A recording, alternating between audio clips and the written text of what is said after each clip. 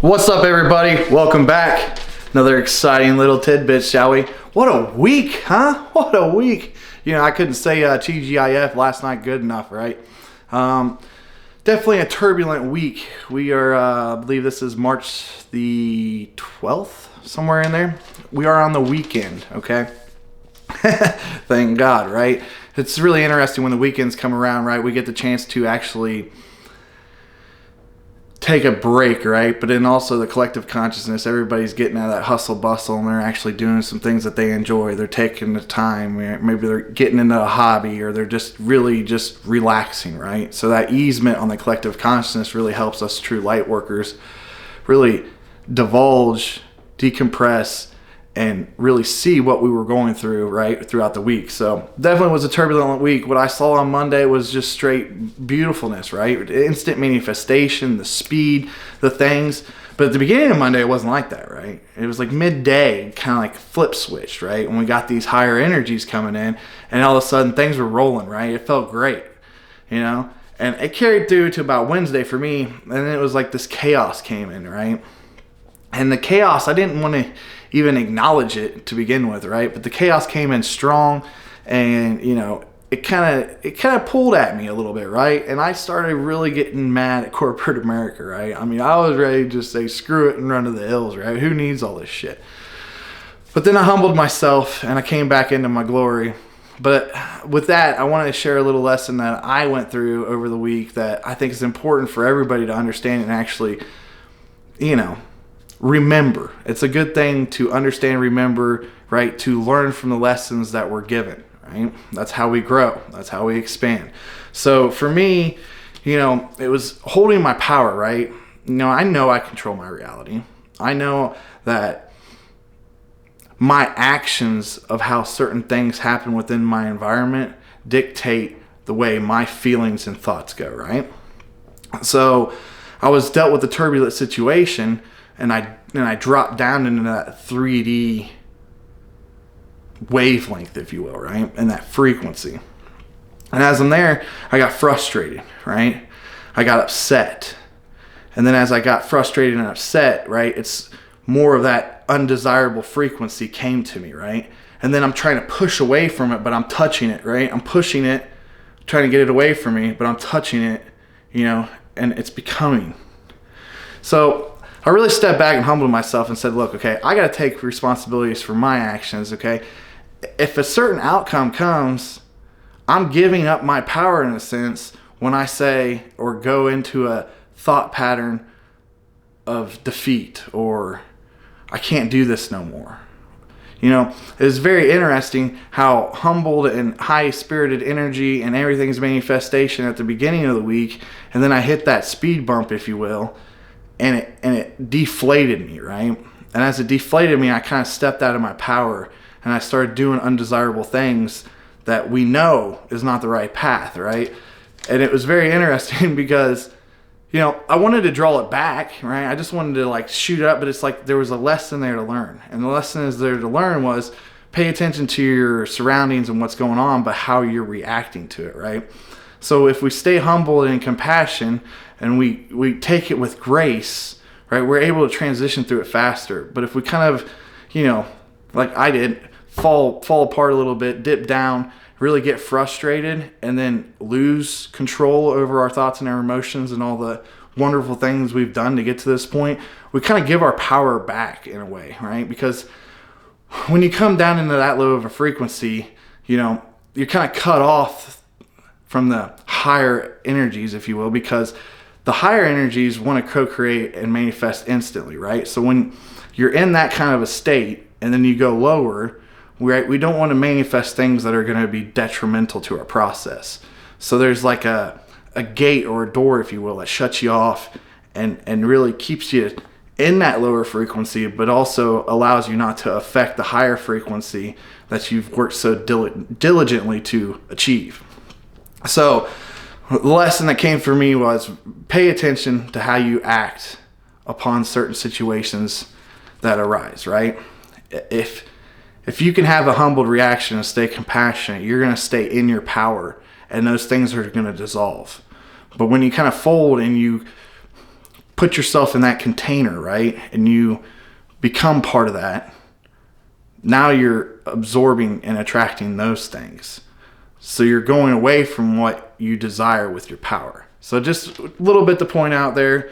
I thought it was very amazing, right? Like I said, I was ready to I'm done with corporate America. I'm running to the hills, right? But I understand, where we're at with this frequency of the currency, right? Those who hold more currency, right? The millionaires, the billionaires, they have a greater influence on the collective consciousness, right? And that's where we're trying to achieve, right?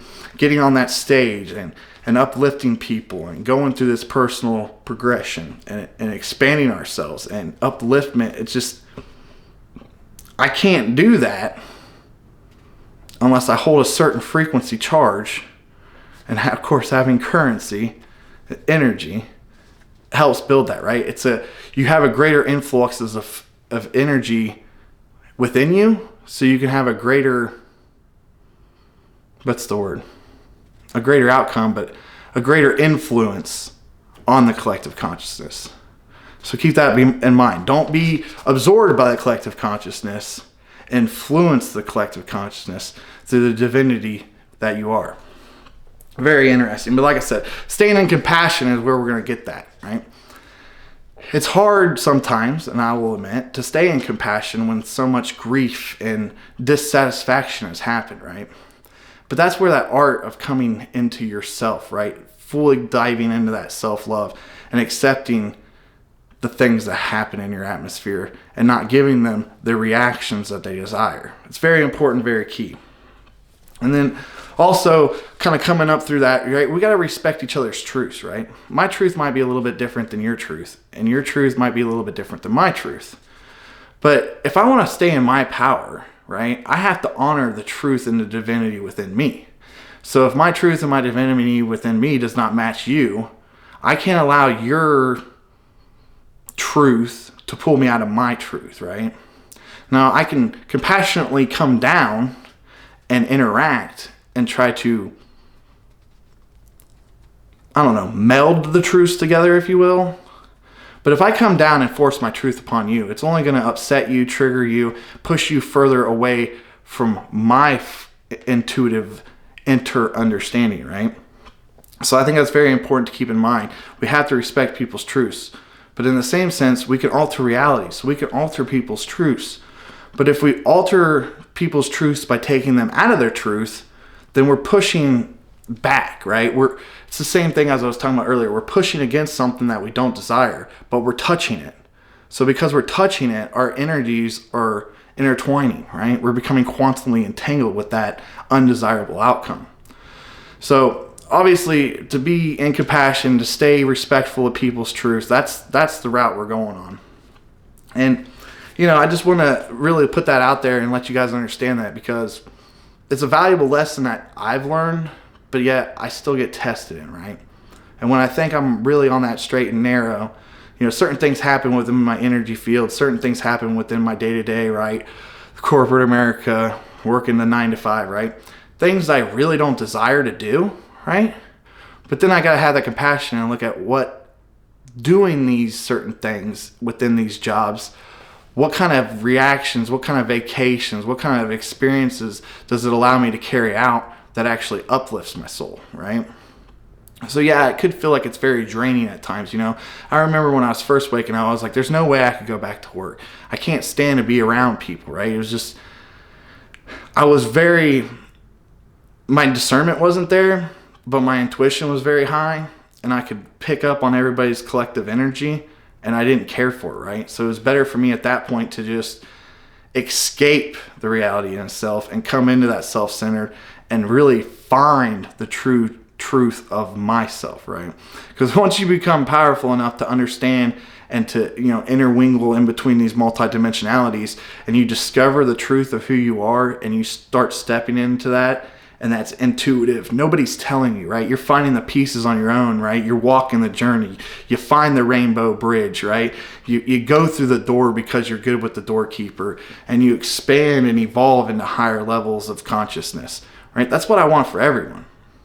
But we have to be diligent, and we have to be creative, right? Because we are creators. So stay in your truth, right? I always say be you, stay true, right? So we want to stay in our truths, but then in the same sense, we want to allow a little bit of space for maybe greater understanding of our truths, but also expansion of our truths, right? Because we only know what we only know, right? We only are taught what we're taught from our parents, if you will.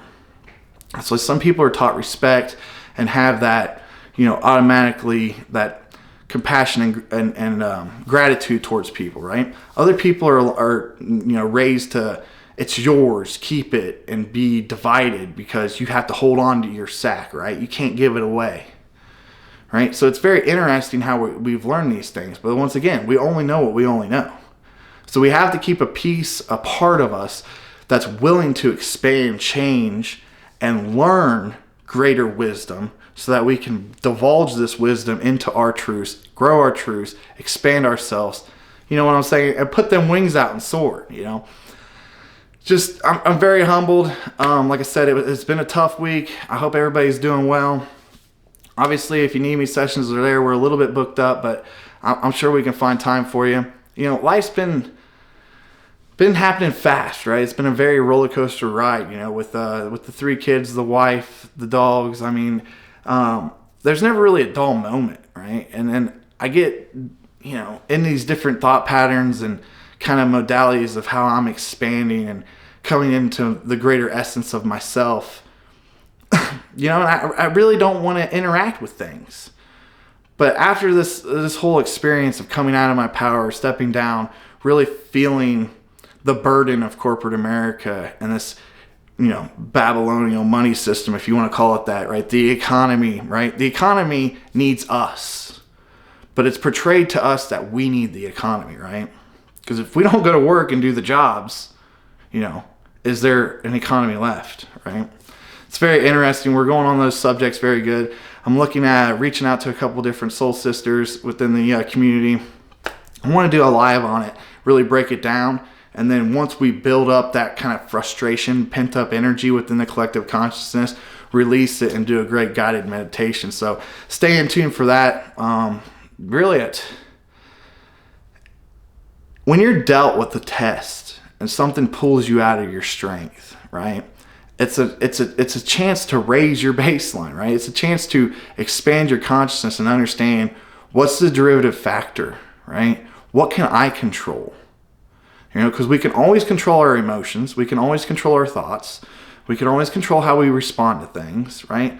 But when we get caught up in certain situations in the moment, that kind of just goes out the window. And we just go with what we're used to, with what we've been programmed, with how we've perceived and received things in the past, and how we dealt with things to make us feel humble, right? Obviously we want to take care of ourselves, but there's times when we've hit this low, if you will, or a lull, and we need something to kind of spice things up, right? To me, I like spicy chicken wings. Some people might not like them, but that, if I have a cheat, right, and do some spicy chicken wings, and grab a couple beers, it changes.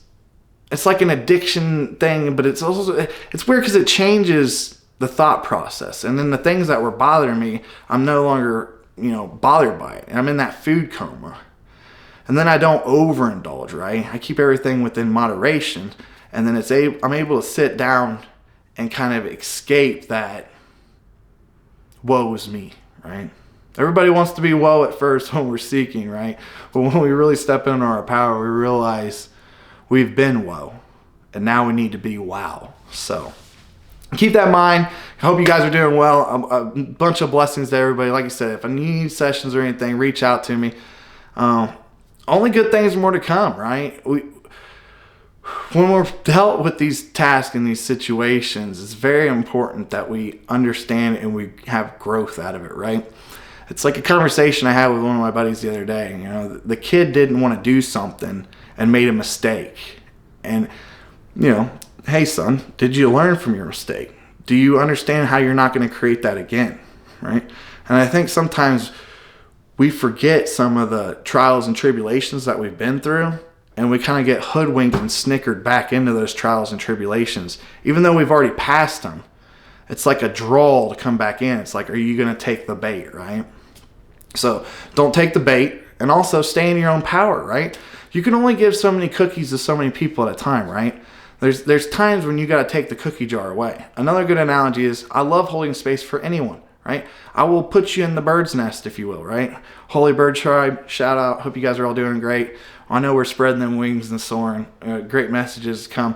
But there's times when holding space is now no longer benefiting them, right?